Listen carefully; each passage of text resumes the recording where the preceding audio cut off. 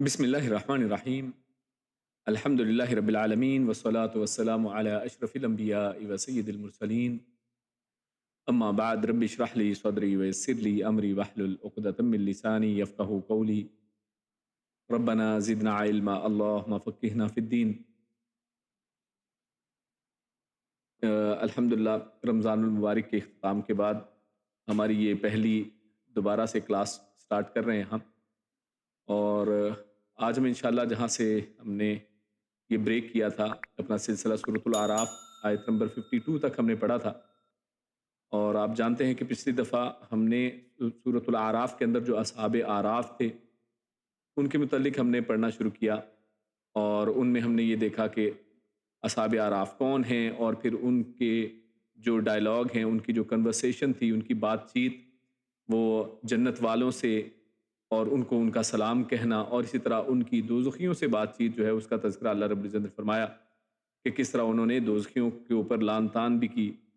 اور ان کو وہ یاد دلایا کہ تم جو باتیں کیا کرتے تھے آج دیکھو جن کو تم باتیں کرتے تھے وہ تو جنت میں ہیں اور تم کدھر ہو۔ تو اسی سے آگے آج ہم آغاز کریں گے آیت نمبر 53 سے 56 تک انشاءاللہ مطالعہ کریں گے۔ تو آج کی آیات میں جو زیر مطالعہ موضوعات ہیں ان میں سب سے پہلا موضوع جس میں اللہ رب العزت نے تعویل کا لفظ جو ہے وہ استعمال کیا ہے، اور یہاں پر تعویل کے ہم معنی اصل میں جانیں گے کہ اس کا اصل معنی کیا ہے، تعویل کسے کہتے ہیں، تعویل کے حقیقی معنی کیا ہے، اور پھر اسی طرح یہ جو لوگ جو دنیا کے اندر رہ کر، کیونکہ یہ بھی پچھلی دفعہ آپ کو یاد ہوگا کہ آخری بات جو ہم نے کی تھی کہ جو دنیا دار قسم کے لوگ ہیں، جو آخرت کو نہیں ماننے والے لوگ ہیں، تو آخرکار قیامت والے دن وہ حقیقت کا اعتراف کر لیں گے، اس کا تذکرہ آئے گا، اور پھر اس طرح آگے چلتے ہوئے موضوع جو چلے گا اس میں رب کس کو مانا جائے، یعنی اصل میں رب کون ہے، رب کے کیا کریکٹرسٹکس ہیں، رب کس طرح سے پہچانا جائے، جانا جائے کہ یہ رب ہے۔ اللہ رب العزت نے وہاں پر ایک اس کی بہت ہی بڑی صفت بیان کی ہے، اور پھر اسی تناظر میں اسی کے تحت ایک اور موضوع ہمارے سامنے آئے گا کہ اللہ کہاں ہے، اور پھر اسی طرح دعا مانگنے کے آداب اللہ رب العزت نے ذکر کیے ہیں، اور دعا کے اندر جو خوف اور طمع ہے اس حوالے سے جو مختلف آراء پائی جاتی ہیں انشاءاللہ وہ تفسیر کے اندر وہ بھی زیر مطالعہ آئیں گی۔ تو آغاز کرتے ہیں اپنے پہلے موضوع سے، اور سب سے پہلے آیت کی تلاوت اور پھر اس کا ترجمہ آپ کے سامنے پیش کرتے ہیں۔ اعوذ باللہ من الشیطان الرجیم۔ هل ينظرون الا تعویلہ یوم یأتی تعویلہ یقول الذین نسوه من قبل قد جاءت رسل ربنا بالحق فهل لنا من شفعاء فيشفعوا لنا أو نرد فنعمل غير الذي كنا نعمل قد خسروا أنفسهم وضل عنهم ما كانوا يفترون۔ یہ آیت نمبر 53 ہم نے تلاوت کی، اس کا ترجمہ جس کا آغاز حل، یہ ایک سوالیہ جملے سے اصل میں ہے، حل سوال کو کہتے ہیں، لیکن آگے کیونکہ یہاں پر آیت میں اگر دیکھیں حل ینظرون الا، یہ الا آ رہا ہے، تو اس وجہ سے جب حل کے بعد الا آئے، اور اسی طرح جیسے اور بھی کچھ الفاظ ہیں عربی کے جیسے ان، حالانکہ اس کا مطلب اگر ہوتا ہے لیکن آگے الا آئے تو معنی بدل جاتا ہے، تو اسی طرح حل جو اصل میں سوال کے لیے ہے کیا، جس کا معنی ہوتا ہے، لیکن یہاں پر آگے الا کی وجہ سے اس کا معنی نہیں کیا جاتا ہے، یعنی حل کا معنی یہاں پہ کیا ہوگا، نہیں۔ حل ینظرون، یہ نہیں وہ سب انتظار کرتے، ینظرون، اور یہاں پر ینظرون سے مراد انتظار کرنا ہے، نہیں وہ سب انتظار کرتے، الا مگر یا سوائے تعویلہ، تعویل اس کی، یعنی اس کی تعویل کے علاوہ وہ کسی کا انتظار نہیں کر رہے، اور تعویل سے مراد یہاں پر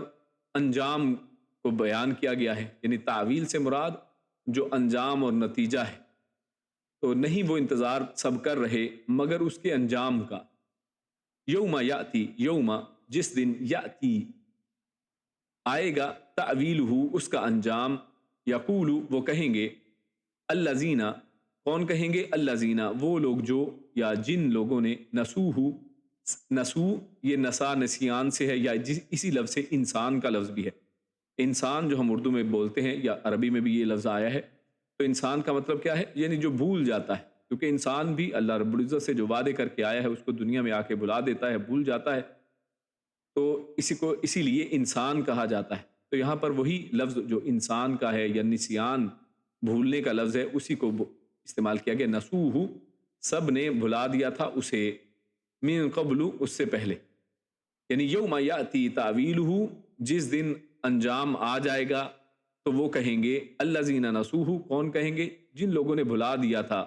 اس چیز کو، یعنی جس انجام کو آج انہوں نے دیکھ لیا ہے، جس کو وہ بھلا دیا تھا، وہ آج کہیں گے من قبل، اس سے پہلے، یعنی آج یہ انجام دیکھنے سے پہلے، قد جاءت، قد یہ یقین کا معنی دیتا ہے، یعنی اس کے اندر یقین اور بلا شبہ جس کا ترجمہ یہاں پر کیا گیا ہے۔ جاءت، آئے تھے، رسولو، رسول کی جمع ہے، رسولو رسول، بہت سے رسول، ربنا، ہمارے رب کے، بالحق، کی حق کے ساتھ، یعنی آج وہ وہاں پر مان گئے ہیں، وہ کہیں گے کہ اس سے پہلے، یعنی اس جو انجام آج ہم دیکھ رہے ہیں، اس سے پہلے یقیناً بلا شبہ ہمارے پاس اللہ کے بہت سے رسول آئے تھے اور وہ رسول حق کے ساتھ آئے تھے۔ فہل لنا، اب وہ ایک سوال کر رہے ہیں، کہتے ہیں فہل، فا تو حل، کیا، لنا ہمارے لیے، من شفعاء، من سے، شفعاء یہ سفارشیوں کی جمع ہے، یعنی سفارش کرنے والوں میں سے آج کوئی ہے جو ہماری سفارش کرے۔ فیشفعوا، فا تو یشفعوا، وہ سب سفارش کریں، یعنی سارے نہیں، تو من، یہاں پہ من اس کا مطلب ہے کہ سب کی بات نہیں ہو رہی، یعنی کوئی سفارش کرنے والا، سفارشیوں میں سے کوئی آج ہے، فیشفعوا، تو پس وہ سب سفارش کریں، لنا ہمارے لیے، او، یا پھر دوسری وہ ایک بات کریں گے، یعنی دو خواہشیں، پہلی خواہش یہ ظاہر کی انہوں نے، اور دوسرا کہتے ہیں او، یا نردو، ہم لوٹا دیے جائیں، ہم رد کر دیے جائیں، یعنی واپس کر دیے جائیں، فنعمل، پھر ہم کریں گے، غیرہ، غیر کہتے ہیں علاوہ کو، یعنی علاوہ ہم کریں گے، الذی، جو، کنہ، ہم تھے، نعمل، جو ہم کیا کرتے تھے، ہم اس کے علاوہ کچھ کریں گے، یعنی پہلے جو کر رہے تھے وہ تو آج ہم نے دیکھ لیا کہ ضائع ہو گیا، اس کا کوئی فائدہ نہیں ہے، تو ہم اس کے علاوہ کچھ کریں گے۔ قد، تو بلا شبہ، خسروا، ان سب نے خسارے میں ڈالا، یعنی گھاٹے میں ڈالا، نقصان میں ڈالا، انفسہم، اپنی جانوں کو، یعنی یقیناً اس میں اب کوئی شبے کی بات نہیں ہے، کیونکہ آج خود دیکھ لیا ہے کہ انہوں نے اپنی جانوں کو گھاٹے میں، نقصان میں، خسارے میں ڈالا۔ وَضَلَّ، اور گم ہو گیا، یہ ضلّ وہی ہے ضلال یا ضلالت اور گمراہی جس کو کہتے ہیں، وَلَضَّالِّينَ ہم سورۃ الفاتحہ میں جو پڑھتے ہیں، یعنی گمراہ جن کا راستہ گم ہو گیا ہو۔ وَضَلَّ، اور گم ہو گیا، عنہم، ان لوگوں سے، یعنی ایک تو وہ انہوں نے اپنے آپ کو خسارے میں ڈالا، اور دوسرا یہ کام ہوا، وَضَلَّ عنہم، اور گم ہو گیا ان سے، ما کانوا، ما جو، کانوا وہ سب تھے، یفترون، افترا کرتے، افترا یعنی اپنے پاس سے بنا لیتے، گھڑنا، اپنے پاس سے بنا لینا، تو وہ جو اپنے پاس سے بنایا کرتے تھے، افترا باندھتے تھے، یعنی جھوٹی اپنے پاس سے چیزیں بنا لیا کرتے تھے، آج ان سے وہ گم ہو گئیں۔ تو آگے اب یہ جو آیت ہم نے آیت نمبر 53 تلاوت کی، اس کا ترجمہ آپ کے سامنے رکھا، اس کو تھوڑا وضاحت اس کی دیکھتے ہیں۔ تو اس میں اللہ رب العزت نے جو آغاز کیا ہے، هل ينظرون الا تأویلہ، اس الفاظ سے ایک سوالیہ انداز ہے تعجب کا، اور اصل میں اس میں ایک تاکید اور یعنی ایک پختگی ہے کہ اس کے علاوہ کچھ اور ہے ہی نہیں، یعنی آج وہ سب انتظار کرتے ہیں، نہیں وہ انتظار کرتے مگر اس کے انجام کا، یعنی دنیا میں یہ لوگ جب ان کو اسلام کی دعوت دی جاتی ہے، ایسے جو بد کردار لوگ ہیں، جو دنیا پرست لوگ ہیں، جن کی زندگیوں میں اسلام جو ہے وہ آخری آپشن ہے، اسلام کی جب بات کی جائے، جب آپ کے سامنے آپشنز آتی ہیں کہ یہ دنیا چاہیے یا دین چاہیے، تو وہ دین کو پیچھے رکھتے ہیں اور دنیا کو وہ پہلے رکھتے ہیں، اس کو آگے رکھتے ہیں۔ تو ایسے لوگ جب قیامت والے دن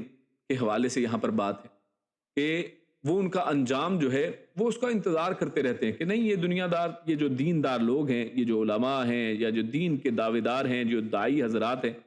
یہ ڈراتے رہتے ہیں اس آخرت سے، اور یہ اصل میں جو حقیقت تھی، جو انجام تھا اصل میں، اس کے حوالے سے یہ ڈراتے جاتے ہیں، لیکن ہم اس وقت تک نہیں مانیں گے جب تک دیکھ نہیں لیتے۔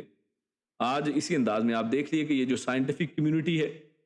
جو سائنس کی بات کرنے والے ہیں، میتھ کے لوگ ہیں، فزسسٹس ہیں، اور یہی لوگ زیادہ تر کیا ہیں، کیونکہ یہ دنیا کی بات کرتے ہیں، یہ دیکھنے کی بات کرتے ہیں کہ جناب ہماری تھیوری میں، ہمارے الگورتھمز میں، ہمارے میتھمیٹک تھیوریز کے اندر، ہمارے یعنی جو کیلکولیشنز ہیں ان کے اندر کیونکہ اللہ نہیں آتا ہے، ان کے اندر یہ آخرت نہیں آتی ہے، ان کے اندر جنت جہنم نہیں آتی ہے، تو اس کو مانتے نہیں ہیں۔ اور وہ کہتے ہیں کہ دیکھیں گے، یعنی یہ ہوگا تو پھر دیکھا جائے گا، یعنی ہمارے سامنے ابھی تک کیلکولیشن میں تو نہیں آیا ہے۔ تو اس کے بارے میں اصل میں یہاں پر بیان کیا جا رہا ہے کہ نہیں، وہ سب انتظار کرتے مگر اس کے انجام کا، کہ جب دیکھ لیں گے پھر پتہ چلے گا، دیکھنے کے بغیر ہم نہیں مانتے۔ تو تعویل جو یہاں پر لفظ آیا ہے، تعویل کا اصل معنی کیا ہوتا ہے کہ کسی چیز کی جو اصل حقیقت ہے یا اس کا اصل انجام ہے اس کو جان جانا، اس کو پہنچ جانا، کسی کی حقیقت کو سمجھ جانا، حقیقت تک پہنچ جانا۔ اس لیے قرآن مجید کی تفسیر کو بھی تعویل کہا جاتا ہے، یعنی شروع کی جو تفاسیر ہیں ان میں بعض کے تو نام ہی تعویل القرآن وغیرہ کے انداز سے رکھے گئے، یعنی تعویل سے مراد یعنی جو قرآن مجید میں اللہ رب العزت بیان کرنا چاہتا ہے اس کی اصل حقیقت تک پہنچنے کی کوشش، کہ اللہ اصل میں کیا بیان کرنا چاہتا ہے، اللہ کا مقصد کیا ہے بیان کرنے کا، تو اسی کو تعویل کہتے ہیں۔ اور بعض اوقات یہ تعویلات کا لفظ بھی استعمال ہوتا ہے، یعنی مختلف تعویلات پیش کی جاتی ہیں۔ تو خیر اصل جو اس کا معنی کیا ہے، اصل حقیقت کو پہنچنا۔ اور کیونکہ قیامت اور قیامت کا دن اور قیامت کا حساب و کتاب اور جنت دوزخ اور سب کا جو حساب ہونا ہے، یہی اصل میں ایک انجام ہے، یہی اصل میں ایک حقیقت ہے، تو لہٰذا یہاں پر اس سے مراد وہی اصل میں ہے کہ جس دن انجام آئے گا، جس دن لوگوں کے حساب ہوں گے، جس دن لوگوں سے پوچھا جائے گا، تو یہاں پر یہ تعویل کا معنی ہے۔ تو اس میں اصل میں اس آیت میں جھٹلانے والے جو لوگ تھے ان کو تنبیہ فرمائی کہ قرآن میں جس عذاب جو دنیا میں یا آخروی جو عذاب ہے، کیونکہ دنیا میں بھی دیکھیے طرح طرح کے عذابات آپ دیکھ رہے ہیں، عرب ملک جو ہیں ان میں آپ دیکھ لیجئے کہ جو ڈیزرٹ ہیں، جہاں پر ریت ہے، ریگستان ہے، اور جہاں پر بارش کا قطرہ نہیں ٹپکتا ہے، ان جگہوں پر آپ دیکھیں کہ کتنی زوردار بارشیں ہو رہی ہیں، اور اپنی پوری ٹیکنالوجی کے باوجود کیسے انسان جو ہے بے بس ہے اور اس کے سامنے کوئی چارہ نہیں ہے کہ وہ کیا کرے۔ تو بعض اوقات اللہ رب العزت دنیا میں بھی دکھاتے ہیں، بعض اوقات آخرت میں دکھاتے ہیں۔ تو یہ دنیا اور آخرت کے اندر جو چیزیں ہیں، یہ جو اللہ نے وعدے کیے ہیں کہ اگر ایسا کرو گے، اگر اللہ کے راستے کو چھوڑو گے تو اللہ رب العزت کی پکڑ میں آ سکتے ہو۔ تو یہ اصل میں ان لوگوں کے حوالے سے ان کو تنبیہ ہے کہ کیا وہ اس کے پیش آنے کا انتظار کر رہے ہیں کہ وہ قیامت آ جائے تب ان کو پتہ چلے گا، یا اس سے پہلے یہ خود ہی سمجھ جائیں، حقیقت کو خود ہی پہنچ جائیں۔ تو اس لیے آگے اللہ نے جو فرمایا یوم یأتی تعویلہ، کہ پھر آخر میں وہ دن تو آنا ہی ہے، تو جس دن وہ دن آ جائے گا، یعنی جو اصل میں حقیقی دن ہے، جو اصل میں انجام ہونے والا ہے، جب وہ انجام والا دن آ جائے گا تو پھر اس دن یہ لوگ کہیں گے۔ تو اس حوالے سے شاہ عبد القادر رحمہ اللہ وہ اپنی تفسیر موضح کے اندر وہ کہتے ہیں، یعنی کافر راہ دیکھتے ہیں کہ اس کتاب میں عذاب کی خبر ہے، یعنی کافر جو ہے وہ راستہ دیکھتے رہتے ہیں، وہ کہتے ہیں کہ دیکھتے ہیں، چلو آپ یہ دعویٰ کر رہے ہو تو چلو دیکھتے ہیں کہ کیا ہوتا ہے، یعنی اس کو مانتے نہیں ہیں، بلکہ اس خبر جو عذاب کی خبر ہے کہ اللہ پکڑ لے گا، اللہ کا عذاب آنے والا ہے، یہ آخرت بھی آنے والی ہے، تو اس سب کا وہ انتظار کرتے رہتے، اس کی راہ کو دیکھتے رہتے ہیں، اور وہ کہتے ہیں ہم دیکھ لیں کہ درست نکلے تب قبول کریں گے، یعنی چیزوں کو اس وقت تک مؤخر کرتے ہیں، ڈیلے کرتے رہتے ہیں کہ جب جناب اس کا نتیجہ نکل آئے گا تو پھر ہم مانیں گے، اور جب یہ جو کہا جا رہا ہے، جو قرآن و سنت کے اندر بیان ہوا ہے، اس کو ہم ابھی نہیں مانتے، صرف اس کے کہنے پہ نہیں مانتے، دیکھیں گے تو مانیں گے،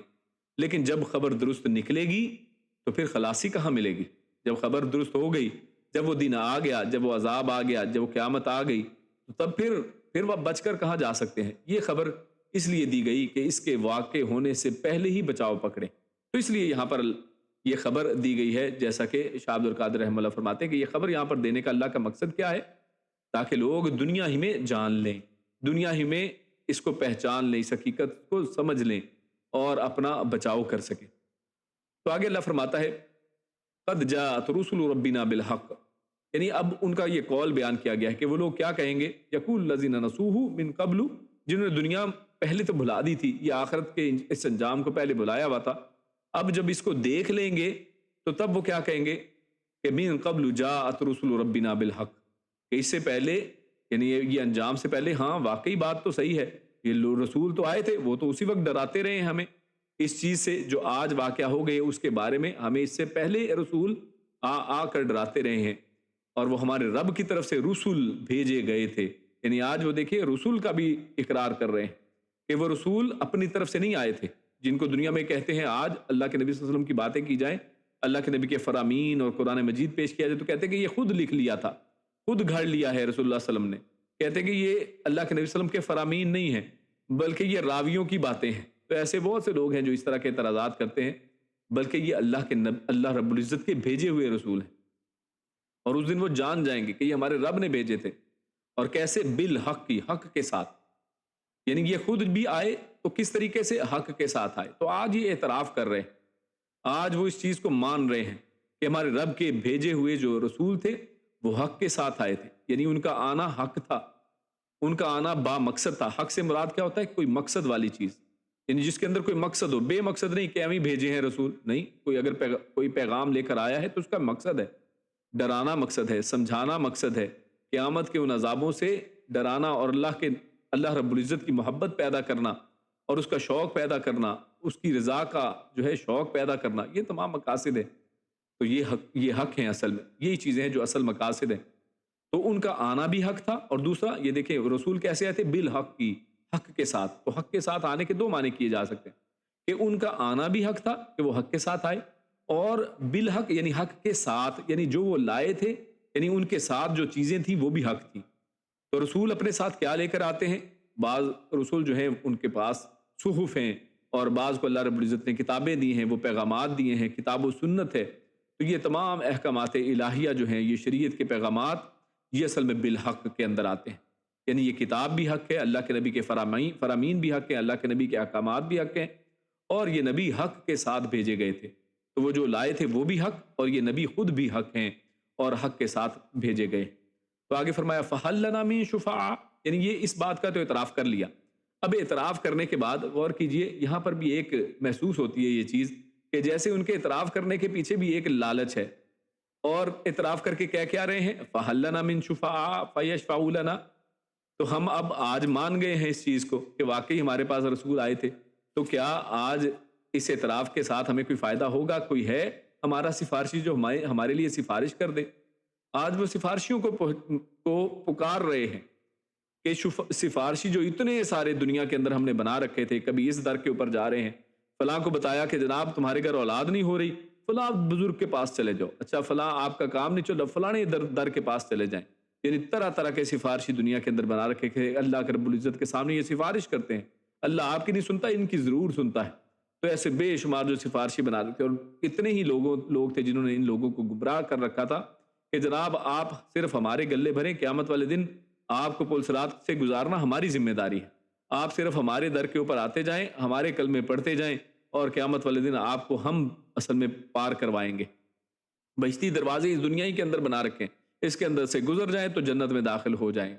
تو وہاں پر کیا ہو رہا ہے؟ آج وہ کہہ رہے ہیں کہ فَهَلْ لَنَا مِن شُفَعَاء فَيَشْفَعُوا لَنَا. آج اتنے سارے جو دنیا کے اندر سفارشی بنے بیٹھے تھے, ان میں سے کوئی ایک ہے کہ جو آئے آج اور ہماری سفارش کر لے, ہمارے لیے وہ سفارشی بن جائے. اور آگے فرمایا او نرد فنعمل غیر الذی کنا نعمل, یا پھر یہ تو ہوتا کیونکہ انہیں نظر نہیں آئے گا تو اس لیے پھر دوسری بھی وہ خواہش کرتے ہیں, یا پھر نردو, یا ہم لوٹا دیے جائیں, فنعمل غیر الذی کنا نعمل, یعنی اور ہم دنیا میں واپس بھیج دیے جائیں تاکہ جو پہلے کرتے رہے اس سے الٹ قابل قبول اعمال کر سکے. یعنی اب ان کو یہ بھی یہاں پر احساس ہو گیا ہے کہ ہم نے جو عمل دنیا میں کیے تھے, جن کو ہم سمجھتے تھے کہ بڑے بہترین عمل کر رہے ہیں, ہم تو جناب ہیومن رائٹس کی طرح کام کر رہے ہیں, ہم اتنی چیریٹی آرگنائزیشن کو چیریٹی دے رہے ہیں, اور ہم تو جناب بہت سے ایون حتیٰ کہ مسلمان ایسے ہیں کہ جو دین کی طرف نہیں آتے ہیں, یعنی نام کے مسلمان ہیں لیکن دین کی طرف نہیں آتے ہیں, اور وہ کہیں گے کہ جناب یہ انسانیت ہی سب کچھ ہے, انسانیت ہی دین ہے. آپ جناب ایویں نمازوں کی بات کرتے ہیں, روزے اور زکاتوں کی اور حجوں کی بات کرتے ہیں, چھوڑیں اس کو. انسانیت سب سے بڑی چیز, سب سے بڑا دین انسانیت ہے. انسانیت کی خاطر کام کریں تو دنیا آخرت میں ان کو پتہ چل جائے گا کہ یہ عمل قابل قبول اس طرح سے نہیں ہوئے. اس لیے وہ کہیں گے کہ غیر الذی کنا نعمل, کہ ہمیں واپس بھیج دیں, ہم وہاں پر جا کر جو ہم پہلے کرتے تھے نا وہ تو پتہ چل گیا کہ رد ہو گئے ہیں, وہ تو اعمال کسی کام نہیں آئے ہیں, تو ہم ان کو چھوڑ کر کچھ ان سے الٹ ان کے کچھ علاوہ کام کریں گے, یعنی وہ کام جن کو قبول کر لیا جائے ہم وہ کام اب کیا کریں گے. تو اس حوالے سے سورۃ الکہف میں بھی بڑی آیات ان سے ریزمبل کرتی ہیں۔ اللہ رب العزت سورۃ الکہف میں فرماتا ہے آیت نمبر 103 اور 104 میں، اس کا ایک یہ ٹکڑا ہمارے سامنے ہے، قل هل ننبئکم بالاخسرین اعمالا، اللہ فرماتا ہے کہ آپ پیارے حبیب صلی اللہ علیہ وسلم آپ کہہ دیجئے کہ کیا میں تمہیں بتاؤں ایسے لوگوں کے بارے میں کہ جو با اعتبار اعمال سب سے زیادہ خسارے میں ہیں، یعنی تمہیں بتاؤں کہ سب سے زیادہ خسارے والے لوگ کون ہیں؟ اللہ فرماتا ہے الذین ضل سعیہم فی الحیات الدنیا وہم یحسبون انہم یحسنون صنعا، کہ یہ وہ لوگ ہیں کہ جن کی دنیاوی زندگی کی تمام تر کوششیں بیکار ہو گئیں، یعنی دنیا میں جتنا کچھ انہوں نے کیا تھا، بڑی کوششیں کی تھی، یہاں پر دیکھیے کوشش کا لفظ ہے یہاں پر، سعیہم، صحیح کہتے ہیں بہت دوڑ بھاگ کرنے کو، یعنی انہوں نے چھوٹے موٹے عمل نہیں کیے تھے، بڑی زبردست کوششیں کی تھی، ان کی صحیح تھی، کوششیں تھی، لیکن سب کیا ہوئی؟ ضلع، وہ اب گم ہو گئی، وہ ملی نہیں، کدھر گئی ہیں؟ وہ آج تو ان کا ویٹ کیا جانا تھا، آج تو ان کا وزن ہونا تھا، آج ان کے ذریعے سے جنتیں ملنی تھی، لیکن آج وہ غائب ہو گئی ہیں، وہ ہیں ہی نہیں کہیں، ان کا کیا وزن کریں؟ وہ ہے ہی نہیں، وہ کہیں نہیں ہے، یعنی اصل میں وہ کچھ نہیں تھی، وہ قابل وزن تھی ہی نہیں، تو دنیا کے اندر جن کو کرتے رہے، اور آگے فرماہم یحسبون، وہ یہ سمجھتے رہے انہم یحسنون صنعا، ان کو یہی لگتا رہا کہ ہم تو بڑے اچھے کام کر رہے ہیں۔ اب یہ دیکھیے کہ ایسا نہیں ہے دنیا میں، کیا ایسا ہی نہیں ہو رہا ہے؟ مسلمان یا غیر مسلم سب اسی چکر میں نہیں لگے ہوئے، وہ کام کر رہے ہیں کہ جن کا قرآن و سنت میں کوئی ذکر نہیں ہے، کوئی بدعات میں پڑا ہوا ہے کہ جن کا قرآن و سنت میں کوئی عمل دخل نہیں ہے، وہ لمبے لمبے کام کر رہے ہیں، کوئی بندہ فوت ہو جائے کل ہو رہے ہیں 40 میں، اور یہ سارا بندہ سمجھ رہا ہے کہ میں بڑے نیک کام کر رہا، اچھا سپارے پڑھوائے جا رہے ہیں، 1-1 لاکھ لمبی جو ہیں وہ تسبیحاں وہ پھیری جا رہی، تسبیحیں اور دانے منگوائے جا رہے ہیں، جناب اتنے لاکھ دانے ان کے اوپر پڑا جا رہا ہے، کس کام کے ہیں؟ کیا یہ قرآن و سنت میں ہے؟ کیا قرآن و سنت سے ان کا تعلق ہے؟ اور سمجھتے یہ ہے کہ ہم نے تو بڑے بہترین عمل کیے ہیں، ہم تو بڑا اچھا کام کر رہے ہیں، تو اس دن پتہ چل جائے گا کہ یہ سب بیکار کام تھے، اور پھر وہ کہیں گے کہ ہمیں واپس لوٹایا جائے، ہم کوئی ایسا کام کریں گے وہاں پر جا کر کہ جو ہم کرتے تھے اس کے علاوہ ہوگا، کیونکہ جو کرتے تھے وہ تو پتہ چل گیا کہ بیکار ہے۔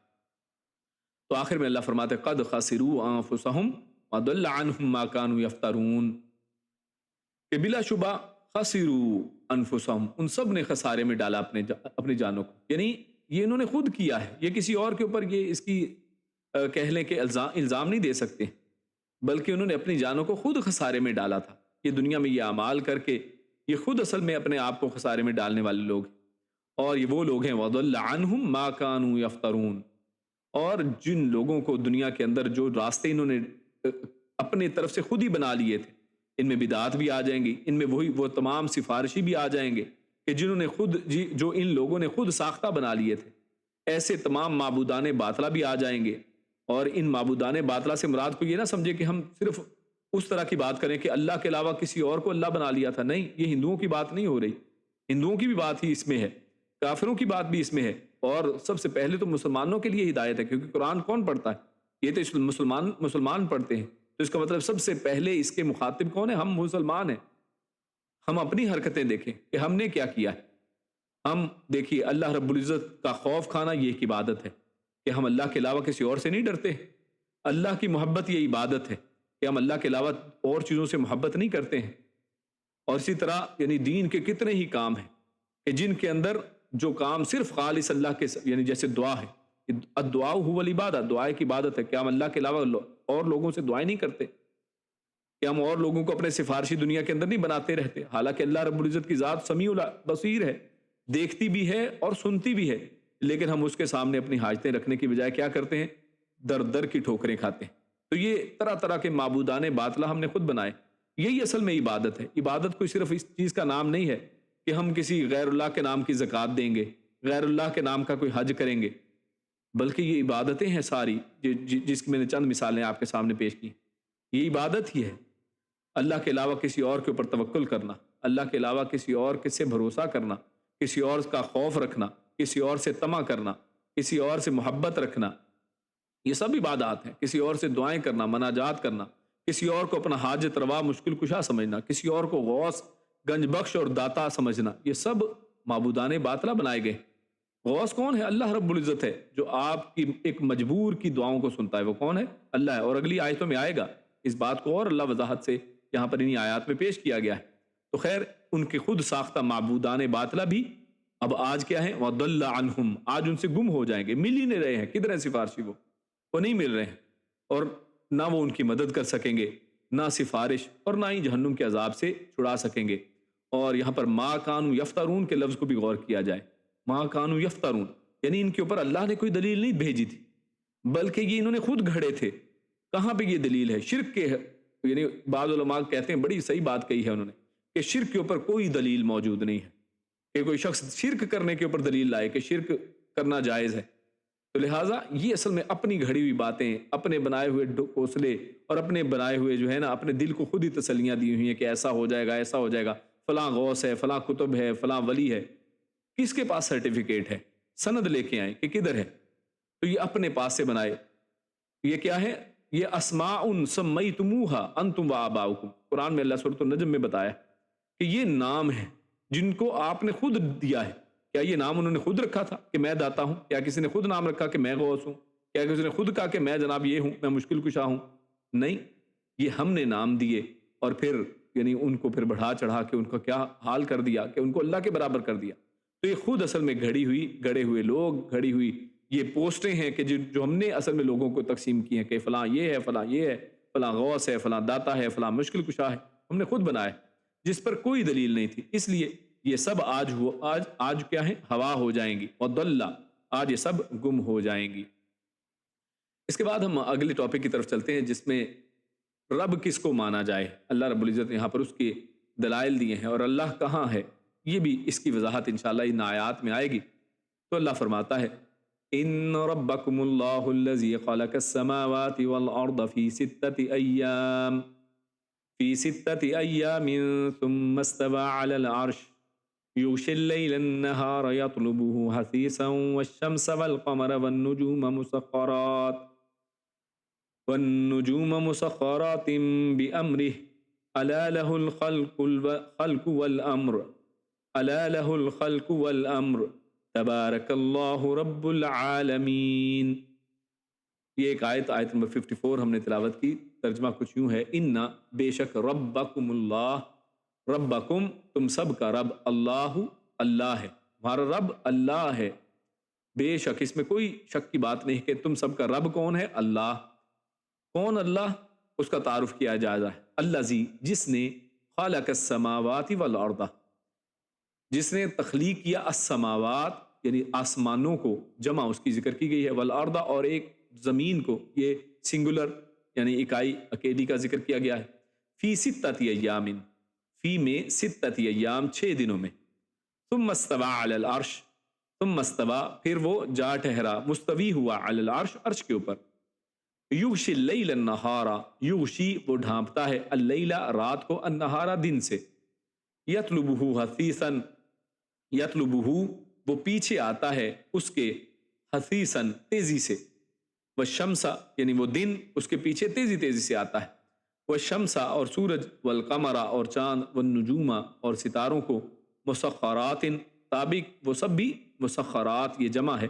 وہ سب تابع کیے ہوئے ہیں، بِأَمْرِهِ اس کے حکم کے، الا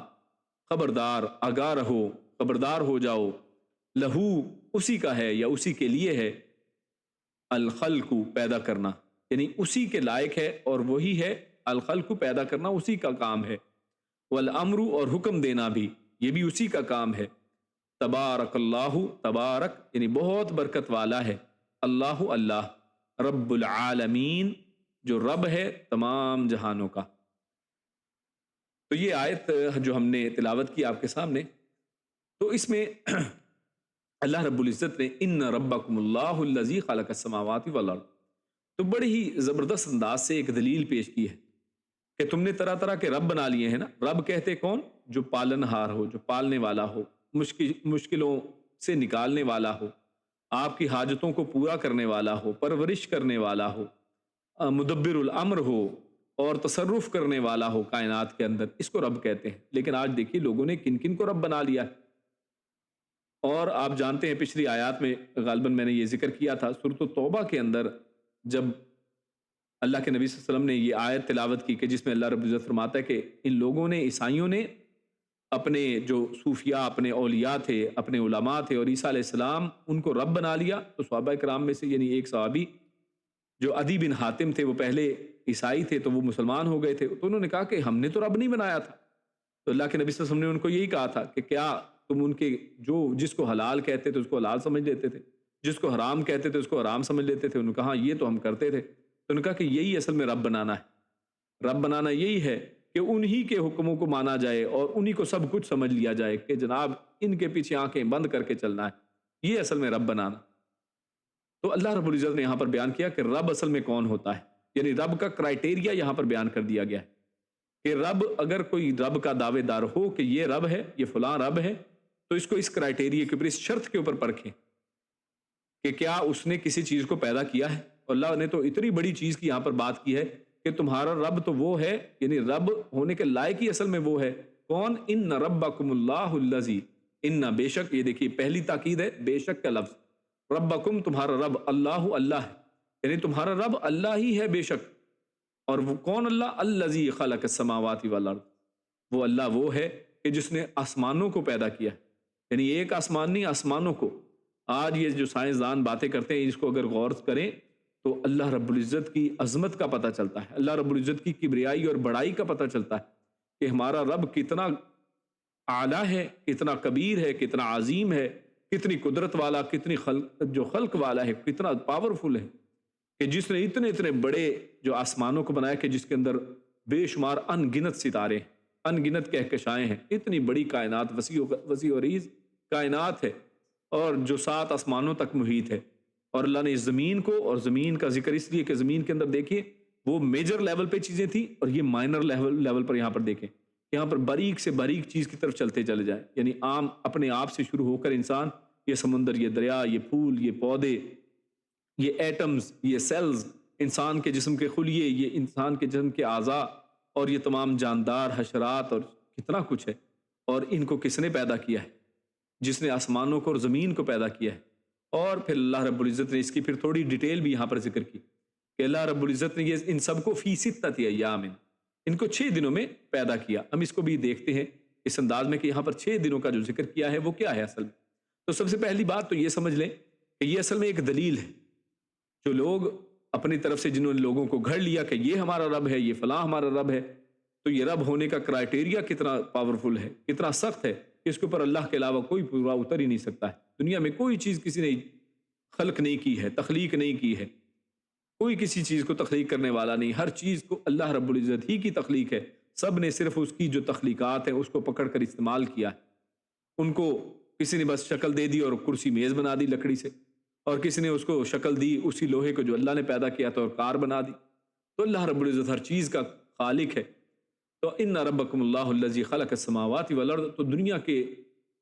دنوں کا وجود یہاں پر یہ دیکھیے کہ یہاں پر کیا ہے کہ یہاں پر 6 دنوں کی بات کی گئی. اب یہ دن کون سے ہیں؟ کیا یہ دنیا کے دن ہیں جو آج کل کے دن ہیں 24 گھنٹے کے؟ تو ان کا یعنی ان کی دورانیہ کتنا ہے؟ کیا وہ 24 گھنٹے والے یہ دن ہیں یا وہ کون سے دن ہیں؟ تو اس حوالے سے کلیئرٹی نہیں ہے، یعنی کلیئرلی اس چیز کی وضاحت موجود نہیں ہے. لیکن ایک چیز بڑی واضح فیل ہوتی ہے، وہ اس سے اندازہ لگایا جا سکتا ہے. کیوں؟ کیونکہ یہاں پر تو آسمانوں اور زمین کے بنانے کی بات کی جا رہی ہے. تو جب دنیا جو ہے وہ آج کا جو دن ہے یہ سورج کا محتاج ہے اور زمین کا محتاج ہے، ان کی گردشی حرکتوں کا محتاج ہے. تو مفسرین نے یہ لکھا ہے کہ یہ اس دنیا کے دنوں کا ہونا، کیونکہ یہ اس وقت تو وجود ہی نہیں رکھتے تھے کہ جب اللہ رب العزت آسمانوں اور زمین کو پیدا کر رہے ہیں، تو اس وقت نہ سورج تھا نہ زمین تھی. تو یہ ان کا جو ہونا، یعنی یہ دن یہ مراد ہونا، یہ جو دنیا کے 24 گھنٹے والے دن ہیں، تو یہ ذرا بعید از عقل تھوڑی بات ہے. تو اب یا تو مراد 1000 سال کا وہ دن ہے جس کے بارے میں اللہ نے خود قرآن میں فرمایا وَإِنَّ يَوْمًا عِنْدَ رَبِّكَ كَأَلْفِ سَنَةٍ، کہ 1000 یعنی دنوں کا 1000 سال کے برابر ایک دن. یعنی یا تو یہ وہ دن مراد ہے، یا پھر قیامت والا دن جیسے 50,000 سال کا ایک دن، یا پھر مفسرین نے بھی یہ بھی لکھا ہے کہ یا پھر یہ 6 ادوار ہیں، یعنی جن کا دورانیہ اللہ کو پتا ہے. لیکن کیا ہے، ان کی تقسیم اسی طرح 6 ہی ہے کہ 6 دن ہیں، وہ کتنے بڑے ہیں ہمیں نہیں پتا. یا یہ ہو سکتے ہیں یعنی 1000 سال کے برابر ایک دن، یا 50,000 سال کے برابر ایک دن. وہ کون سا ہے یہاں پر اس کی وضاحت نہیں ہے. تو خیر، قرآن مجید کی مختلف آیات پر اگر غور کریں تو یہ بھی معلوم ہو سکتا ہے کہ ہر دور میں کون سی چیز، ہر دن میں کون سی چیز بنائی گئی. یا ہر دور، اس کو اگر دن کو یعنی ایک عرصہ قرار دے دیا جائے کہ یہ 1000 سال کا تھا یا 50,000 سال کا تھا، ہر ایک دن سے مراد وہ والا دن ہے، تو خیر یعنی ہر ایک دن میں یا اس دور میں کیا چیز بنائی گئی، تو اس حوالے سے بھی قرآن مجید کی مختلف اور قرآن مجید اور احادیث مبارکہ میں اس کی تفاصیل کچھ ملتی ہیں۔ اور صحیح حدیث سے معلوم ہوتا ہے کہ یوم الاحد یعنی جس کو اتوار کہتے ہیں، سنڈے جس کو کہا جاتا ہے، اس سے خلق کی ابتدا ہوئی، یعنی اللہ رب العزت اس دن سے تخلیقات کی ابتدا کی، اور جمعہ کے دن وہ پوری ہو گئی، جمعہ کے دن اس کو پورا کیا گیا۔ اور السبت کہتے ہیں منقطع کرنے کو، یعنی اس لیے یہ دیکھیں 6 دن ہے، 7واں دن السبت، اسی لیے اس کو ہفتے کا دن کہا جاتا ہے، جمعے کے بعد ہفتہ آتا ہے، کیونکہ اس دن یعنی یہ تخلیق کا سلسلہ منقطع ہو گیا، یعنی یہ میجر جو تخلیقات اللہ نے ان 6 دنوں میں یہ کمپلیٹ کر لی، یہ ہو گیا، یہ معاملہ کمپلیٹ ہوا۔ تو ابن کثیر رحمہ اللہ نے اور اسی طرح المنار میں انہوں نے یہی لکھا ہے۔ تو اللہ تعالیٰ چاہتا، ہاں اس میں کچھ چیزیں وضاحت کے لیے ہیں، سمجھنے کے لیے ہیں، کیونکہ سوالات کچھ پیدا ہو سکتے ہیں اذہان کے اندر۔ تو پہلی چیز، اللہ چاہتا تو کن کہہ کر ایک ہی دفعہ میں بنا دیتا ہے نا، اللہ کن کہہ کر ایک ہی دفعہ میں کچھ بھی بنا سکتا ہے، ایک ہی لمحے میں سب کچھ پیدا فرما دیتا۔ تو یہاں پر 6 دنوں کا ذکر کیوں ہے؟ تو اس میں حکمت مفسرین نے لکھی ہے کہ اس کی حکمت کا تقاضا اسی طرح کرنے کا تھا جو اس نے کیا ہے، یعنی اس میں ضرور اللہ کی کوئی حکمت ہے، یعنی اللہ رب العزت کیونکہ کوئی بھی کام عبث بغیر حکمت کے نہیں کرتا ہے، تو 6 دنوں میں اللہ رب العزت جو تخلیق کی ہے کن کے ساتھ نہیں کیا، اس انداز سے کیا ہے، تو اس کے اندر حکمت ہے۔ اور بعض اہل علم نے اس کی حکمت بیان کی ہے کہ اس کی حکمت یہ ہے کہ اس نے اپنے کام بالتدریج کیے ہیں، یعنی سٹیپ بائی سٹیپ کیے ہیں۔ تو اس سے ہمیں اصل میں سمجھانا مقصود ہے کہ انسان بھی بالتدریج اپنے کام انجام دے، یعنی سٹیپ بائی سٹیپ کرے، یعنی ایک ہی دم کچھ ایک چھلانگ نہیں انسان لگاتا یا لگا سکتا یا اس طرح سکسیس حاصل نہیں کر سکتا ہے، بلکہ اس کے چاہیے کہ چھوٹے چھوٹے گولز اور چھوٹے چھوٹے سٹیپس کے ذریعے سے کام کو کرے، تو وہ بہترین انداز میں کام ترتیب کو پہنچتا ہے۔ تو اسی طرح اللہ رب العزت نے اس کو اس انداز میں اس طرح سے حکمت کے تحت 6 دنوں کے اندر اس کو تخلیق کیا ہے۔ ثم استوى علی العرش، پھر آگے ذکر آیا، اللہ رب العزت فرماتا ہے کہ اللہ رب العزت نے یہ تمام چیزیں پیدا کی، اور پھر ثم استوى، جب تخلیق سے 6 دنوں وہ فارغ ہوا تو پھر ثم استوى، وہ مستوی ہوا، وہ جا ٹھہرا علی العرش، عرش کے اوپر۔ تو یہ آیت کا یہ جملہ قرآن میں کتنی دفعہ آیا؟ 7 جگہ پر سیم اسی انداز میں آیا، ثم استوى علی العرش۔ تو یہ جملہ قرآن میں 7 دفعہ ہے، اور 8ویں جگہ معنی یہی ہے، تھوڑا انداز مختلف ہے، سورہ رحمان میں، سورہ طٰہٰ میں بلکہ اللہ فرماتا ہے الرحمن علی العرش استوى، یعنی رحمان جو عرش کے اوپر مستوی ہوا، تو وہاں پر بھی بات وہی ہے، تھوڑا انداز مختلف کر دیا۔ تو یہ 8 مختلف مقامات پر اس بات کو دہرایا گیا ہے، اور اس کے معنی عرش پر بلند ہونا، عرش پر ٹھہرنا، یہ معنی اس کے کیے گئے۔ ہاں اس حوالے سے کچھ چیزیں وہ ہمیں ذہن نشین کرنی اور سمجھنی ہے، بڑی اہم ہے۔ پہلی بات یہ کہ سلف صالحین نے بلا تعویل اللہ تعالیٰ کو عرش پر تسلیم کیا ہے، یعنی اس میں ہم تعویل نہیں کریں گے کہ اس کے اندر وہی گہرائی میں جانے کی کوشش کریں کہ وہ کیسے ہے، عرش پہ کس طرح بیٹھا ہوا ہے، کھڑا ہے، کیا ہے، یعنی اپنی طرف سے اس کے اندر بات کرنے کی ضرورت نہیں ہے، یعنی اس کے اندر تعویلات کرنے سے روکا ہے۔ بلا تعویل اس کو عرش کے اوپر تسلیم کیا ہے، جیسا اللہ نے خود بیان کیا۔ اللہ جب کہہ رہا ہے کہ ثم استوى علی العرش، تو اس کا انکار ممکن نہیں ہے۔ اچھا، اس کی تعویل وہ کرنا ممکن نہیں ہے کیونکہ اللہ نے بیان نہیں کیا کہ کیسے، تو اس کی کیفیت وہ مجہول ہے، کیفیت اللہ نے بیان نہیں کی ہے کہ کس طرح سے، لیکن ہے وہاں پر تو ہے، ہم اس کو مانتے ہیں۔ اس کا اقرار عین ایمان ہے، یعنی اس کو اقرار کرنا، اس کو ماننا، یہ ایمان ہے، یہ ایمان کا حصہ ہے، ایمانیات میں سے۔ کیسے؟ کیونکہ یہ قرآن میں اللہ نے خود اپنے لیے جب ذکر کیا ہے، تو کوئی شخص اگر اس کو نہیں مانتا تو اس کا ایمان مکمل نہیں ہے، وہ ایمان کے اوپر نہیں ہے، اور اس کا انکار کفر ہے، اس لیے یہ انہوں نے لکھا ہے۔ اور یہی مذہب، یعنی اس کا ایمان وہ عین ایمان ہے، اس کا اقرار، اور اس کا انکار کفر ہے، یہ تمام چاروں مذاہب کا تمام اماموں کا یہی اصل میں عقیدہ ہے، یہی مذہب ہے۔ بس صحیح عقیدہ یہ ہے کہ اللہ تعالیٰ ساری مخلوقات سے الگ عرش پر ہے، یعنی یہ عقیدہ رکھنا کہ اللہ رب العزت ہر جگہ پر ہے، اپنی مخلوقات کے اندر ہے۔ یا بعض لوگوں نے تو اتنی حد کراس کر لی کہ انہوں نے کہا کہ اللہ رب العزت یعنی انسانوں کے اندر، یا ابراہیم علیہ السلام کے اندر آ گیا، اللہ کے نبی صلی اللہ علیہ وسلم کے اندر آ گیا، یا اللہ کے نبی صلی اللہ علیہ وسلم کی شکل میں زمین پر اتر آیا۔ بعض نے ایسی بھی باتیں کی ہیں، اور جیسے عیسائیوں نے بات کی کہ اللہ رب العزت عیسیٰ علیہ السلام کی شکل میں آ گیا، تو یہ سب جو ہے وہ بالکل یعنی حد سے گزرنے والی باتیں، اور یعنی اس حقیقت سے اور قرآن مجید کی اس آیت کا کفر ہے، اس آیت کا انکار ہے۔ اللہ رب العزت جو ہے وہ کہاں پر ہے، اس کا اللہ رب العزت نے خود یہاں پر ذکر کر دیا، ثم استوى علی العرش، کہ اللہ رب العزت عرش پر مستوی ہو گیا۔ تو جب اللہ عرش پر مستوی ہے تو ہمیں اس کو ماننا ہے، تاہم اس کا علم اور اس کی قدرت وہ ہر چیز کے اوپر حاوی۔ اللہ رب العزت اپنے علم کے اعتبار سے اس سے کوئی چیز پرے نہیں ہے، یہ نہیں کہ اللہ عرش پہ ہے تو اس کو کوئی پتہ نہیں ہے کہ دنیا میں کیا ہو رہا ہے۔ تو اللہ رب العزت کی ذات جو ہے اس کے حوالے سے ایسا سوچنا کہ اللہ کو کچھ معلوم نہیں ہے۔ اللہ نے خود قرآن مجید میں ارشاد فرمایا ہے کہ اللہ رب العزت علیم بصیر ہے، وہ جاننے والا، سننے والا، وہ سمیع البصیر ہے، وہ دیکھنے والا ہے، بصارت رکھنے والا ہے، اور اس کا علم ہے، اس کے علم کا احاطہ آیت الکرسی میں ہم پڑھ آئے ہیں کہ ہر چیز کو محیط ہے، یعنی اللہ کے علم سے کوئی چیز باہر نہیں ہے، حتیٰ کہ چیز کے ہونے سے پہلے اللہ کو اس کا علم ہے۔ انسانوں کے دلوں میں پیدا ہونے والی خواہش کا اللہ رب العزت کو پہلے سے علم ہے، تو لہٰذا اس کا علم ہر چیز کو گھیرے ہوئے ہے۔ تو اس لیے اہل سنہ کا یہی عقیدہ ہے، اور احادیث صحیحہ سے ثابت ہے کہ اللہ تعالیٰ کا عرش آسمان و زمین پر محیط ہے، کہ اللہ عرش کے اوپر ہے اور عرش جو ہے آسمان و زمین کے اوپر محیط ہے۔ اور اس حوالے سے صحیح مسلم کی ایک حدیث میں نے پہلے بھی بیان کی تھی، اپنے پہلے بھی جب یہ موضوع آیا تھا، کہ اللہ کے نبی صلی اللہ علیہ وسلم کے سامنے جب ایک عورت کو لایا گیا تو اللہ کے نبی صلی اللہ علیہ وسلم نے اس سے شہادت مانگی اپنے نبی ہونے کی، اللہ کے خدا رب ہونے کی، اور اس کے بعد پوچھا کہ این اللہ، اللہ کدھر ہے؟ کیونکہ آج بہت سے لوگ یہ بھی بات کرتے ہیں، وہ کہتے ہیں کہ یہ سوال ہی بس یہ کیوں پوچھتے ہیں آپ کہ اللہ کدھر ہے، یعنی اصل میں لوگوں کو ڈائیورٹ کرنا چاہتے ہیں اس چیز کی طرف کہ جناب ہم کہیں کہ اللہ ہر جگہ پر ہے۔ اللہ کے نبی نے یہ سوال کیا ہے اس عورت سے، اور اس عورت نے جواب دیا، آسمان کی طرف اشارہ کر کے کہا کہ فی السماء، اور علی السماء کے الفاظ آتے ہیں کہ اللہ رب العزت یعنی آسمانوں کے اوپر، یعنی عرش کے اوپر ہے، یعنی اوپر کی طرف، اس کے لیے علو فرمایا، اس کے لیے یہ نہیں کہا کہ اللہ رب العزت ہر جگہ پر ہے۔ اور اس عورت کے جواب کے اوپر اللہ کے نبی نے صلی اللہ علیہ وسلم نے کہا کہ یہ عورت مومنہ ہے، اس کو آزاد کر دو، یعنی اس کے ایمان کی گواہی خود اللہ کے نبی نے دی ہے۔ تو اس سے یہ پتا چلا کہ یہ ایمان رکھنا کہ اللہ عرش کے اوپر ہے، یہ تو اللہ کے نبی سے ثابت ہے، لیکن یہ ایمان رکھنا کہ اللہ ہر جگہ پر ہے، یہ کدھر ہے، اس کا ثبوت کدھر ہے؟ تو یہ بالکل ابس اور اپنے پاس ایک گڑی ہوئی بات ہے، اور یہ عقیدہ بہت سی اور برائیاں اپنے اندر رکھتا ہے۔ اگر ہم یہ مانیں کہ اللہ رب العزت ہر جگہ پر ہے تو اس میں کیا ہے، یعنی اس اللہ رب العزت کو ہر جگہ پر ماننا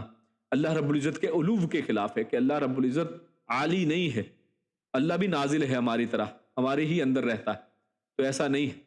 بلکہ اللہ رب العزت کی ذات جیسے اس کو لائق ہے اسی طرح عرشوں کے اوپر ہے۔ تو خیر اللہ آگے فرماتا ہے یطلبہ حثیثا، اچھا اس کے بعد بات آتی ہے یغشی اللیل النہار یطلبہ حثیثا، کہ اللہ رب العزت صرف اس نے یہ آسمان و زمین کو نہیں بنایا، بلکہ اللہ نے اس میں ڈیٹیلنگ کی بات کی ہے کہ اللہ رب العزت نے چھوٹی سے چھوٹی چیز بھی اس کے اندر جو تھی وہ ہے، اس کو پورا پلان کیا ہے، اس کو بنایا ہے، اور وہ کس طرح بنایا کہ رات جو ہے، اور یغشی اللیل یعنی رات کو ڈھانپتی ہے کیا، النہارا دن، رات کو دن ڈھانپ لیتا ہے۔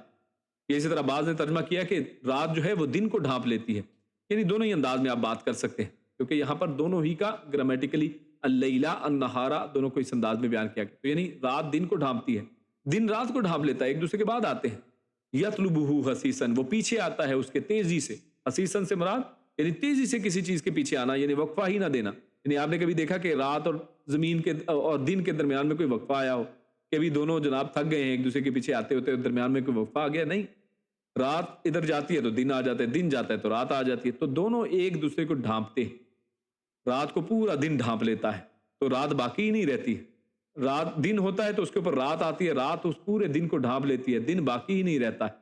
مکمل طور پر رات چھا جاتی ہے، اور دونوں ایک دوسرے کے پیچھے تیزی سے آتے چلے جاتے ہیں، درمیان میں وقفہ نہیں آتا ہے، ڈیلے نہیں ہے، کوئی تھکاوٹ نہیں ہے کوئی، بلکہ اللہ کے حکم کی پابندی ہے۔ اور آگے فرمایا والشمس والقمر والنجوم مسخرات بامری، اور اسی طرح جو سورج ہے اور چاند ہے اور ستارے ہیں وہ تابع کیے ہوئے ہیں اس کے حکم کے، یعنی یہ سب جو کائنات کے اندر جو چیزیں ہیں، یہ انسان کو اصل میں احساس دلایا جا رہا ہے کہ انسان اللہ کے حکم کی تابع داری نہیں کرتا ہے، جبکہ اللہ رب العزت نے جتنے بھی شمس ہیں، قمر ہیں، یعنی سورج ہے، چاند ہیں، ستارے ہیں، یہ سب اللہ کے حکم کے تابع ہیں، کوئی اللہ کے حکم سے باہر نہیں ہے کہ اپنی مرضی کرتا ہو، نہیں، کسی کی اپنی مرضی نہیں ہے، سب اللہ کے حکم کے تابع ہیں، اور جو وقت اور جو راستہ اللہ نے ان کے لیے متعین کیا ہے وہ اسی کے اوپر اپنے مقررہ وقت کے اعتبار سے، اپنی ایک ایک گھڑی کے اعتبار سے اس کے اوپر چلتے ہیں، یعنی ایگزیکٹ ان کی ٹائمنگز ہے کہ کتنے آورز، کتنے دنوں کے اندر، کتنے گھنٹوں کے اندر، کتنے سیکنڈ کے اندر، مائکرو سیکنڈ کے اندر چاند نے زمین کا چکر لگانا ہے، زمین نے سورج کا چکر لگانا ہے، زمین نے اپنے مرکز کے گرد چکر لگانا ہے، ایک ایک چیز 100% کیلکولیٹڈ ہے، اور ایک ایک چیز جو ہے وہ بالکل نپی تلی ہے، اور یہ سب کیا ہے؟ بی امری ہی، اور مسخرات ہے، یعنی کنٹرول سے باہر نہیں ہے کہ کوئی کہے کہ یہ کنٹرول سے باہر ہو رہی ہے، نہیں، ہر چیز کے اوپر اللہ کا کنٹرول ہے۔ الا، اور آخر میں فرمایا الا، یعنی خبردار ہو جاؤ، آگاہ ہو جاؤ، لہ الخلق، یعنی یہ پیدا کرنا کام ہی اصل میں اس کا ہے، یہ اسی کا کام ہے۔ کوئی ہے دنیا کے اندر کہ اس کے مقابلے میں آئے اور کہے کہ جناب میں بھی پیدا کر سکتا ہوں؟ یہ اسی کا اصل میں کام ہے۔ والامر، اور حکم بھی اسی کا ہے۔ جب تخلیق اس کا کام ہے تو پھر حکم کس کا اور کا چل سکتا ہے؟ یعنی پھر ایک دفعہ وہی جو مشرکین ہیں، جو شرک کرنے والے ہیں، جنہوں نے غیر اللہ کو معبود بنا لیا ہے، ان کو پھر یہاں پر ایک دفعہ دوبارہ ان کو ہدایت کی طرف بلایا جا رہا ہے، دوبارہ ان کو دلیل دی جا رہی ہے کہ جب خلق اس کا ہے، والامر، تو حکم بھی اسی کا ہے۔ تخلیق جب اس کی ہے تو کس کا حکم مانیں گی؟ اسی کا مانیں گی نا جس نے خلق کیا ہے، جو اس کا مالک ہے، جو اس کا خالق ہے، اسی کا کہنا مانیں گی نا، کہ کسی اور کا مانیں گی کہ جناب فلاں کسی شخص کو کہہ دیا جائے کہ جناب یہ پہاڑوں کے اوپر اس کی حکومت ہے، پہاڑ اس کے کنٹرول سے چلتے ہیں، بادل اس کے کنٹرول سے چلتے ہیں، فلاں چیزیں فلاں کے کنٹرول سے چلتے ہیں، بچے فلاں کے جو ہے بچے کو پیدا کرنا یا لڑکی کو پیدا کرنا فلاں بزرگ کے کنٹرول میں، ایسا بالکل نہیں۔ لہ الخلق، اسی کی تخلیق ہے، والامر، اور اسی کا حکم ہے، تو دونوں ہی چیزیں اللہ کے حکم سے۔ تبارک اللہ رب العالمین، اور بہت برکت والا ہے، یعنی اس میں برکت بھی ہے، اللہ رب العزت ہی اس لائق بھی ہے کہ اتنی بڑی چیزیں تخلیق کر سکے اور اس کے اندر اضافہ کر سکے۔ برکت کے اندر اضافہ ہی کا معنی پایا جاتا ہے، یعنی اسی کے لائق ہے۔ تبارک اللہ، وہی برکت والا ہے، رب العالمین، وہی تمام جہان جن کو اس نے خود پیدا کیا ہے، ان کا پالن ہار بھی وہی ہے، ان کی نشوونما کرنے والا بھی وہی ہے، ان کا رب وہی ہے، ان کو کھلانے پلانے والا، ان کی نگہداشت کرنے والا، ان کے بارے میں فیصلے کرنے والا، وہ رب، وہی ہے، وہی اللہ ہے کہ جو بڑی برکت والا ہے۔ تو یہی اصل میں اس کا یہاں پر، یعنی دیکھیے اللہ رب العزت کے یعنی گرینجر کو، اللہ رب العزت کے یہاں پر طاقت اور قدرت کو کس انداز میں بیان کیا گیا، یعنی جس طرح خلق میں اس کا کوئی شریک نہیں، اس طرح حکم بھی اسی کا ہے، کوئی دوسرا اس میں شریک نہیں ہے،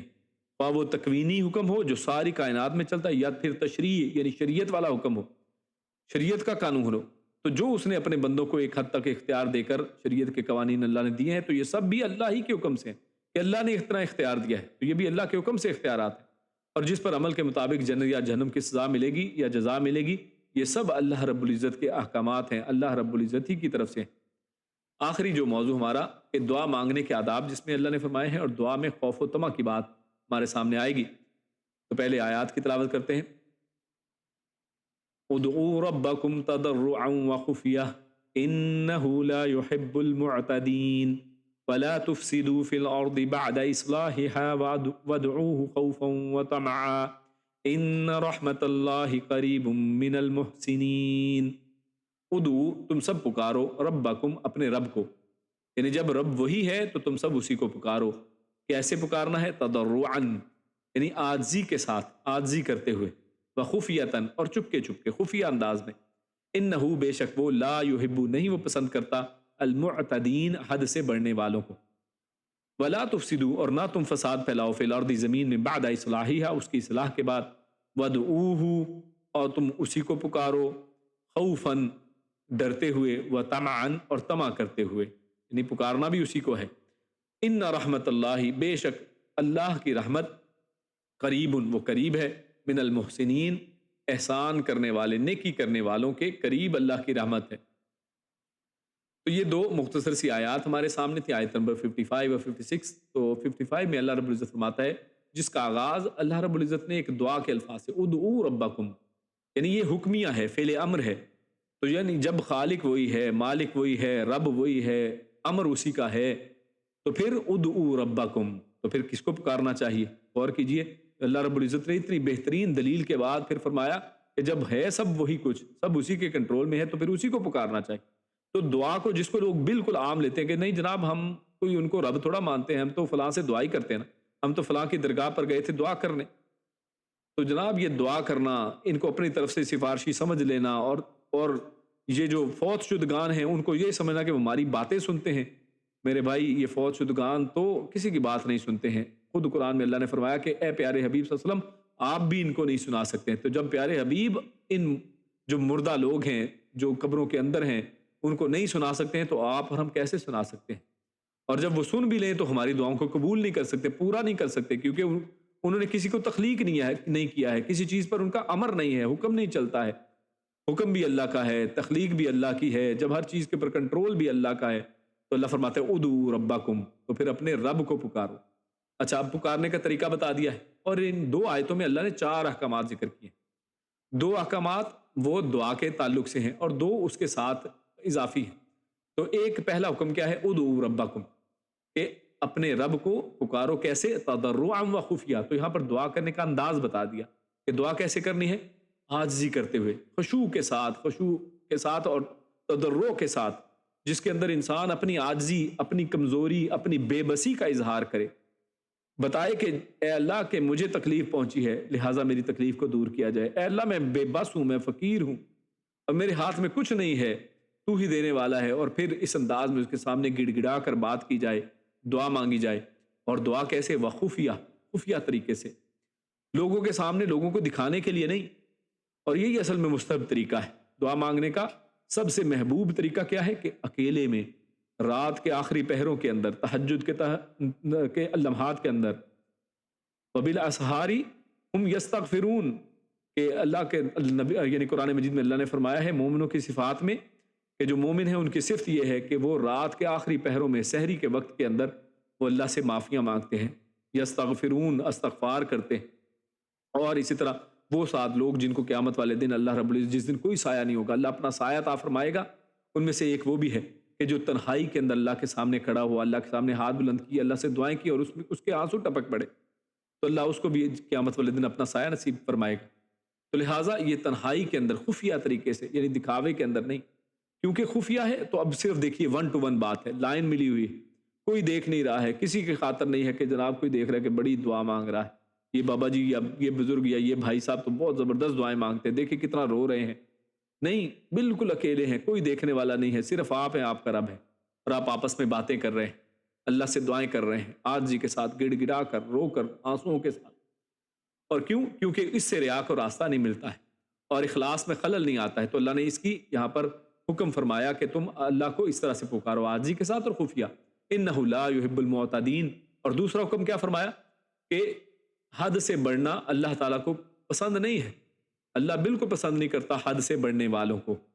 یعنی ایک طرف دعا کی بات کی تو دوسری طرف حد سے بڑھنے سے بھی روک دیا، یعنی اس میں اللہ کے ساتھ شرک کرنا بھی ہے کیونکہ یہ حد سے بڑھنا ہے، یا کسی پر ظلم کرنا بھی ہے کیونکہ یہ بھی حد سے بڑھنا ہے، اور ایسی چیز کی دعا کرنا جو ناممکن ہو، یعنی حد سے بڑھنے میں دعا کرنے کے انداز بھی ہیں کہ بعض ایسے انداز اختیار کرنا کہ جو حد سے بڑے ہوئے، مثلا میں ہمیشہ زندہ رہوں یا مجھے آخرت میں انبیاء کا مرتبہ حاصل ہو جائے، یہ حد سے بڑھنے والی دعائیں، یا ایسی چیز کی دعا کرنا جس کے متعلق علم نہ ہو، جیسا کہ نوح علیہ السلام نے اپنے بیٹے کے لیے دعا کی تھی، اللہ نے اس کے بارے میں یہی فرمایا، یعنی نوح علیہ السلام نے اللہ سے دعا کی نا کہ میرا بیٹا ہے یہ، اس کو آپ بچا لیں، اللہ نے فرما دیا کہ آپ کو جس کا علم نہیں ہے اس کے بارے میں آپ دعا نہ کیجیے کیونکہ یہ شخص جو ہے یہ کفر کرنے والا ہے۔ تو اس انداز میں یعنی جس کے متعلق علم نہ ہو اس کے بارے میں دعا نہ کی جائے، اس طرح چیخنا چلانا اس کے اندر نہ ہو، ہاں رویا جائے، تضرع ہو، لیکن چیخنا چلانا یہ صحیح نہیں ہے۔ اور اسی طرح مسنون دعائیں وہ اختیار کی جائیں، یعنی اپنی طرف سے پرتکلف کلمات اور بناوٹی دعائیں جو ہے نا، بناوٹی قسم کی، وہ نہ ہوں۔ اور اسی طرح دعاؤں کے اندر اشعار پڑھ رہے ہیں، یعنی جو پرسنل یہ آپ کی بات ہے اللہ کے ساتھ، تو اس کو اس انداز میں کیا جائے جو واقعی ریالٹی جس کے اندر ہو، تو یہ حد سے تجاوز کرنا وہ نہیں ہے، جیسا کہ امام شوکانی رحمہ اللہ نے یہ ساری چیزیں اس میں گنوائی ہیں۔ تو اس طرح ایک حدیث میں ہمارے سامنے آتا ہے، صحیح بخاری کی حدیث ہے، ابو موسیٰ اشعری رضی اللہ تعالیٰ عنہ وہ فرماتے ہیں کہ ایک دفعہ سفر کے دوران ہماری آوازیں تکبیر اور لا الہ الا اللہ کے ساتھ بلند ہوئیں، یعنی صحابہ کی آوازیں بلند ہوئیں، کس سے؟ تکبیر کے ساتھ، لا الہ الا اللہ کے ساتھ۔ تو رسول اللہ نے فرمایا لوگوں آپ اپنے آپ پر نرمی کرو، یعنی ذرا آہستہ پکارو، کیونکہ تم کسی گونگے یا غائب کو نہیں پکار رہے ہو بلکہ جسے پکار رہے ہو وہ سننے والا ہے اور قریب ہے، یعنی وہ سننے والا ہے، اس کو دور نہ سمجھو کہ اس کو زور سے پکارو گے تو پھر اس کو آواز آئے گی، وہ اپنے عرشوں پر ہے، وہ رہ کر بھی ہر ایک کی آواز کو سننے والا، وہ چونٹی کی آواز کو سننے والا ہے۔ یاد ہے نا کہ سلیمان علیہ السلام جا رہے ہیں اور ادھر ایک چونٹی دعا کر رہی ہے، اللہ اس کی آواز کو بھی سننے والا ہے۔ اس کے بعد اللہ فرماتا ہے، یعنی یہ 2 احکامات ہو گئے، آگے فرمایا وَلَا تُفْسِدُوا فِي الْأَرْضِ بَعْدَ إِصْلَاحِهَا، تو تیسرا حکم یہ دیا کہ زمین میں اس کی اصلاح کے بعد فساد مت کرو، یعنی اللہ کو فساد کو پسند نہیں کرتا ہے، یعنی اللہ کی نافرمانی اور شرک کے کام مت کرو، یہ فساد ہے سب سے بڑا، کیونکہ اللہ تعالیٰ کے ساتھ کفر اور گناہوں کا ارتکاب یہ فساد فی الارض ہے۔ اللہ نے فرمایا ظہر الفساد فی البر والبحر بما کسبت ایدی الناس، کہ خشکی اور سمندر میں فساد ظاہر ہو گیا اس کی وجہ سے جو لوگوں کے ہاتھوں نے کمایا، یعنی اپنی ہی کمائی ہے، لوگوں نے یہ جو دنیا کے اندر کفر اور شرک کا بازار گرم کر رکھا ہے یہ اسی کے اثر میں آثار۔ تو دیکھیں نا کیسے کیسے لوگوں نے مسلمان ملکوں میں جب مندر بنیں گے، مسلمان ملکوں کے اندر جب غیر اللہ کی پکار ہوگی تو پھر دیکھیں اللہ رب العزت کے عذاب تو پھر ہیں، یہ انسان نے خود فساد مچایا ہے۔ وَادْعُوهُ خَوْفًا وَطَمَعًا، اور چوتھا حکم جو آخری حکم اس آیت نمبر 56 آخری آیت جو آج کی ہے اس میں اللہ نے فرمایا کہ چوتھا یہ کہ دعا کرتے وقت اللہ کا خوف ہو۔ دعا کیسے کی جائے؟ پہلے دو باتیں کیا کی کہ تضرعاً عاجزی کے ساتھ گڑ گڑا کر اور خفیہ ہو، اور دوسرے دو احکامات کیا ہیں؟ وَادْعُوهُ خَوْفًا، خوف کے ساتھ، اللہ کا خوف دل کے اندر ہو، اللہ کا خوف بھی ہو اور دل میں دعا کی قبولیت کا طمع بھی ہو، طمع بھی ہونا چاہیے، اللہ کا خوف بھی ہو اور دوسرا طمع بھی ہو، یہ لالچ اور امید بھی ہو کہ اللہ قبول کرے گا، اور اسی طرح جہنم سے خوف بھی ہو کہ اللہ ہمیں جہنم سے بچا لے، اور جنت کا طمع بھی ہو، جنت کی لالچ بھی ہو۔ طمع میں ہر چیز میں داخل، طمع جو ہے یہ اس کے اندر ہر چیز داخل ہے کہ انسان دعا کے بعد مایوس نہ ہو، یہ بھی اصل میں طمع ہے کہ انسان یہ طمع کرے کہ میں نے جو مانگا ہے اللہ اس کو قبول کرے۔ اور بلکہ ایک حدیث میں تو اسی طرح کے الفاظ ہیں، فرمایا ابو ہریرہ رضی اللہ تعالیٰ عنہ راوی ہیں، وہ کہتے ہیں کہ رسول اللہ صلی اللہ علیہ وسلم نے ارشاد فرمایا کہ تم میں سے کسی کی دعا اس وقت تک قبول ہوتی ہے جب تک وہ جلدی نہ کرے، یعنی قبول ہوتی رہتی ہے دعا، کب نہیں ہوتی؟ جب وہ بندہ جلدی کرتا ہے۔ جلدی کرنا کیا ہے؟ اور جلدی یہ ہے کہ کہے کہ میں نے اپنے رب سے دعا کی مگر اس نے قبول ہی نہیں کی، یعنی جلدی مچا رہا ہے، اس کے اندر وہ لالچ یعنی جو طمع تھا کہ یا اللہ میری دعا تو قبول کر، یعنی اللہ میری دعا قبول ضرور کرے گا، یہ امید رکھنا اس کے اندر سے چلا گیا۔ اس نے کہا کہ اللہ تو میری دعا قبول ہی نہیں کرے گا، اس لیے اس نے دعا کرنا ہی اصل میں چھوڑ دی، تو اس کے اندر جلدی مچانے لگ گیا ہے، صبر نہیں کیا ہے اس نے کہ دعا کے بعد میں صبر کروں۔ تو خیر اس حوالے سے ایک اہم بات وہ سمجھنے والی ہے، کیونکہ یہاں پر خوف اور طمع کے ساتھ دعا کرنے کی بات آئی ہے، تو کئی صوفیہ کہتے ہیں کہ دعا کسی طمع اور خوف کے بغیر خالص اللہ کی رضا کے لیے ہونی چاہیے، اس میں نہ خوف ہو نہ ہی طمع ہو، نہ جہنم کا خوف ہو نہ جنت کا طمع ہو۔ حتیٰ کہ ان میں سے بعض نے کہا کہ میرا دل چاہتا ہے کہ جنت کو جلا دوں اور جہنم کو بجھا دوں تاکہ لوگ کسی خوف اور طمع کے بغیر اللہ کو یاد کریں، یعنی بعض نے یہ بھی کہہ دیا کہ جناب ہمارا دل کرتا ہے کہ لوگ کیونکہ طمع اور لالچ کی وجہ سے جنت کے لالچ میں عمل کر رہے ہیں، لوگ جناب جہنم کے خوف سے عمل کر رہے ہیں، تو ہمارا دل کرتا ہے کہ اس کو ختم کر دیں جنت اور جہنم کو۔ اور بعض کہتے ہیں کہ بس اللہ تعالیٰ مجھ پر راضی ہو جائے، پھر خواہ مجھے جنت میں بھیج دے یا جہنم میں پھینک دے۔ تو ایسی ایسی باتیں جو ہیں وہ بعض صوفیاء سے منسوب ہیں، تو یہ بات کتاب و سنت کے اصل میں خلاف ہے، یعنی اس طرح سے عقیدہ رکھنا کہ خوف اور طمع کے بغیر دعا کی جائے تو یہ بالکل غلط ہے، کتاب و سنت کے خلاف ہے۔ رسول اللہ صلی اللہ علیہ وسلم اللہ تعالیٰ سے جنت کی دعا مانگتے تھے، بلکہ قرآن مجید میں جب وہ تلاوت کرتے اور جنت کی کوئی بات آتی تو اس کے لیے دعا مانگتے، اللہم اجعلنا منہم، اے اللہ ہمیں ان میں سے کر دے۔ اور اگر کوئی جہنم کی بات، عذاب کی بات آتی ہے، اللہ کے نبی فرماتے کہ اللہم لا تجعلنا منہم، ہمیں ان میں سے نہ کرنا۔ یا پھر کہتے اللہم اجرنا من النار، اے اللہ ہمیں جہنم سے بچا، آگ سے بچا، یعنی اس سے پناہ طلب کرتے۔ تو جہنم سے پناہ مانگنا، جنت کی دعا مانگنا، اس کی طلب کرنا، یہ احادیث سے بھی ثابت ہے، اور خود سورۃ المطففین کے اندر آپ دیکھیے، یعنی قرآن مجید سے بھی ثابت ہے۔ اللہ فرماتا ہے ان الابرار لفی نعیم، کہ جو ابرار ہیں، نیک لوگ ہیں، وہ نعمتوں میں ہوں گے، یعنی کہاں پر؟ جنت کے اندر۔ علی الارائک ینظرون، وہ جنت میں کیا ہے؟ مسہریوں پر، آرائک صوفوں کے اوپر وہاں پر بیٹھے دیکھ رہے ہوں گے۔ تعرف فی وجوہہم نضرۃ النعیم، اور تو ان کے چہروں سے ہی نعمتوں کی تر و تازگی پہچان لے گا۔ یسقون من رحیق مختوم، یہ لوگ سر بمہر خالص شراب پلائے جائیں گے۔ ختامہ مسک، ایسی شراب جس کے اندر مسک ہے، مسک کی خوشبو ہے، اس کی مہر ہے۔ اور آگے دیکھیں آخری الفاظ نوٹ کرنے کے، فرمایا وفی ذالک،